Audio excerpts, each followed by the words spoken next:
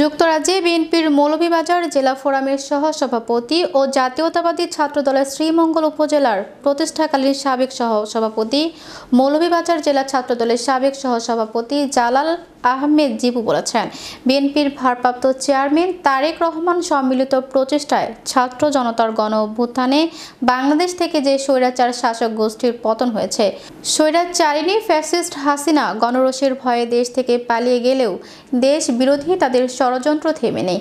সেই জন্য দেশবাসীকে সজাগ ও সদা সতর্ক থাকতে হবে। বিএনপির নেতাকর্মীদের নিজেদের মধ্যে থাকা সকল ভেদাভেদ ভুলে সকলকে ঐক্যবদ্ধ থাকতে হবে, যাতে স্বৈরাচারের পুনরুত্থান যেন বাংলার মাটিতে আর না ঘটে। দলকে কিভাবে আরও জনগণের কাছাকাছি নিয়ে যাওয়া যায় সেজন্য বিএনপির সকল স্তরের নেতাকর্মীদের কাজ করে যেতে হবে। এসব কথা জালাল উদ্দিন জিপু তার বক্তব্য বলেন।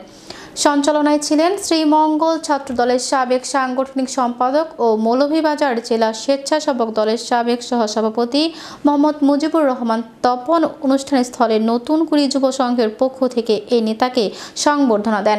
সংবর্ধনা অনুষ্ঠানে বিভিন্ন শ্রেণী পর্যায়ের নেতৃবৃন্দের উপস্থিতিতে জালাল উদ্দিন জিপুকে ফুলেল শুভেচ্ছায় স্বাগত জানান। তিনি গত রোববার রাত 8:30টার দিকে শ্রীমঙ্গলের আরামবাগে নতুন কুড়ি যুব সংঘের আয়োজনে এক আলোচনা সভা অনুষ্ঠিত হয়। উক্ত সভায় প্রধান অতিথির বক্তব্য রাখেন জালাল উদ্দিন জিপু। জামাত বা শ্রীমঙ্গল বিএনপির বিরোধিত এমন কোন সংগঠন কোন নেতৃবৃন্দ এই দুই ব্যক্তি নামে ডাক দিতে পারত না। এরা কি নেমে যাওয়া এবং এরা পিছিয়ে তাকি এরা অনুসরণ করে আমরা রাজনীতি করছি। আমরা দুই একটা আছি, আমরা ছাত্র রাজনীতি করতে আমরা মাইজোর করছি আমরা মারা যাইছে ছাত্রলীগ, আমরা এটা ক্ষতিও করি। আমরা তুকেইয়া গিয়ে ছাত্রলীগ মারছি না বা ছাত্রলীগ যারা মাইরিছে এরা ফ্যামিলির কোনো বিয়াদবি করছে না। এই শ্রীমঙ্গল 85 থেকে আমরা রাজনীতি করি, শ্রীমঙ্গলের কোনো ব্যক্তি আমরা বিয়াদব হইতে পারতো না। হয়তো পারবো কথা দেবে আমরা উশৃঙ্খল আসলাম। আমরা ওখানে শ্রীমঙ্গল কোনো মুরব্বী তাদের চেয়ারও আমরা উঠিয়ে জায়গা দিলে